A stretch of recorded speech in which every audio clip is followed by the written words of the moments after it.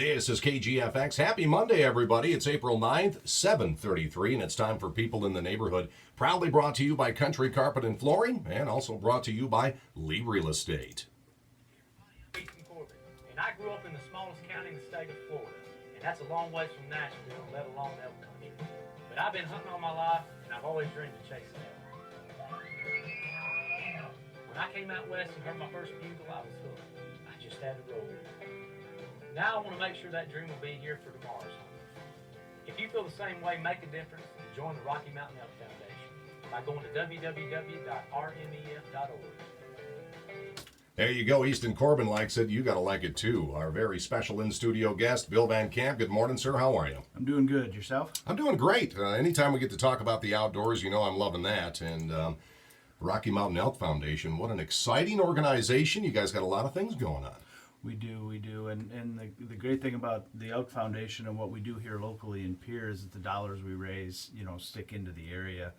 And anybody that's hunted deer or elk in the hills has seen some of the work that the foundation has done. We've got a lot of volunteers that go out there. We put in a lot of guzzlers, which are water supplies, into areas where water might be hard to come by. And that'll keep the elk in those other units and try to keep them into areas where people have access to hunt them or to see them. But it really does, the organization does a lot. We do a lot on fence repair and thoroughfares for animals out in the hills. With all the development that's going on out there, it's a constant battle to keep public access there and available for the hunting public, for the sportsmen of this state. And so those dollars we do raise here, and we've got our banquet coming up, they do stick local, and they do, for those of us that hunt out there and love the hills, we get to see the result of our work. No question about it. Give me a little bit of your background, how long you've been with the organization and some of the things you do throughout the year. Well, it's funny. I think we're on about our 25th year here in town, and I've been a member of the Missouri River chapter myself for probably about 20 of those years. We've got a good group of guys that have been doing this for a lot of years. We're all sportsmen. We're all big game hunters. That's kind of the difference with the Elk Foundation. I was at the DU banquet a couple of weekends ago. We all go to Pheasants Forever. We all hunt everything we can when we live here. That's why we are here. That's why we love South Dakota. But what we do is just a little bit different. We're a little more big game oriented. We're a little bit more what I would call mountain hunters or different, just different. And that's what gives us a little bit of a different twist and why the items that we have that we sell, the hunts that we sponsor, just a little bit different pace. Elk hunting, a little bit different than deer hunting, isn't it? Yeah, it is. It is. It's more of a commitment. If you're going to hunt something that weighs 600-700 pounds, you got to be prepared. You got to, everybody remembers their first elk hunt when they didn't really know what they were doing. Sure. And they thought they'd just wing it. And then they realized that, you're at 8,000 or 9,000 feet and you didn't bring the right clothes, you didn't bring the right food, and it's a little colder than you thought, and you don't sleep well. But that's the memories that we all like, and we've all had those experiences. For those people that haven't, by all means, start applying out in the hills. They've got a great resource out there. I know it's tough to get a tag, it takes a while, but everybody should do it. Do what you can. You can hunt over the counter in Colorado. Wyoming, Montana, we're really lucky to live where we do in the upper Midwest because you've just got opportunities. And it's not just the elk in that country, but it's the deer you see, it's bear from time to time, moose. It's just a neat experience to get out every year and see stuff like that. When you talk about elk as table fare, boy, it's tough to beat, isn't it? Oh, absolutely outstanding. Yeah, it's the best. Super lean. Plus, if you're lucky enough to harvest an elk, you've got enough meat to make it through the year. Right. With all due respect to my cattle-producing friends. Depends how big your family is. Yeah. Absolutely, and how much you have to give away. Mm-hmm. But yeah, you just can't beat it. That's kind of the fun too. Is you're harvesting an animal that's going to feed you and your family for a better part of a year. And I tell you what, there's nothing better than a good backstrap or a tenderloin off an elk. And there are a lot of folks that are very serious about the elk in South Dakota as far as they know their herds, they know the names, they know their paths. They really watch them and take care of them, don't they? Oh, absolutely. It's such a great state to live in for outdoors of all types. But I'll use myself as an example. I've got a good chance of drawing my elk tag this year in Unit 3, which is down in the Custer area because I've got enough points. I've had I'd say half a dozen to a dozen guys tell me, hey, you tell me when you draw that tag, and I'll take you out there, and I'll show you around, and we're going to go out and we're going to do all this. It's a lot of work. It's a commitment. But people are excited about the area, about the resource, about seeing those animals and helping people be successful. So yeah, you'll never have a hard time finding somebody willing to take you out. And elk hunting is almost like the next step, the next level when you're talking about big game hunting in the Dakotas.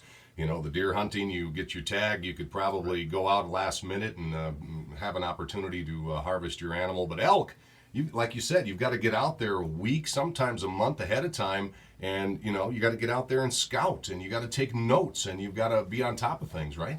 Absolutely. We all start, hunting birds and hunting deer if we're lucky enough when we're kids with our family, and then that's just a logical step up. It's a commitment.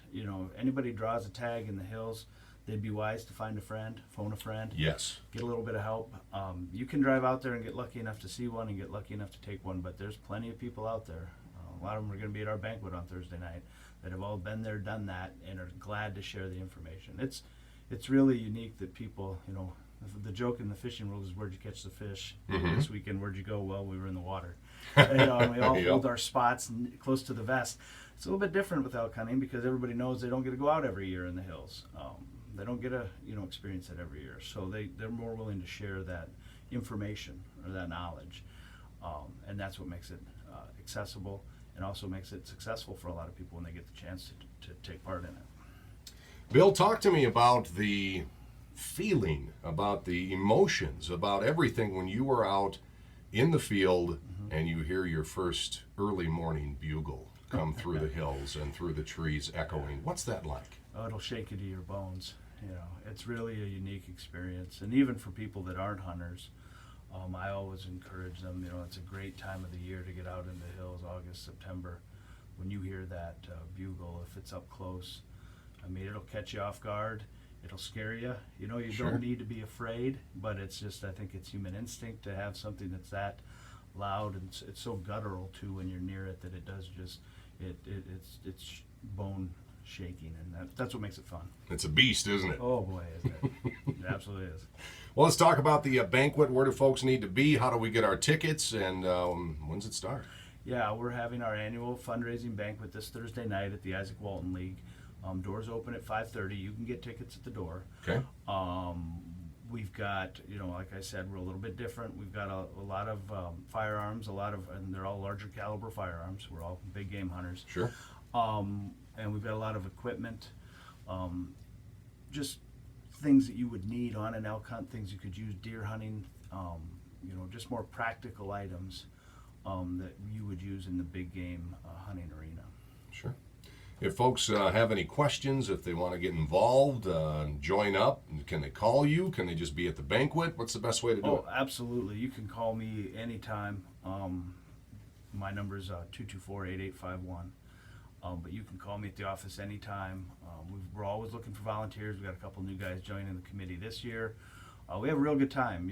It's a lot of work, but that work's usually compressed to the last 2 weeks before the banquet. Most of the other time you get together, you talk about hunting stories, and you swap, just the memories we all had in the last year where we hunted, what we did, how successful or unsuccessful we might have been. But that's the fun stuff. Be sure to check out the foundation, rmef.org, rmef.org, and I'm sure they can get a lot of information off of that. They absolutely can, and actually you can go on the website and look, and it'll say find a banquet, and you can scroll through and you can look at Pierce, South Dakota. You can look at April 12th, and it'll have everything you need on that website. You can even order your tickets online.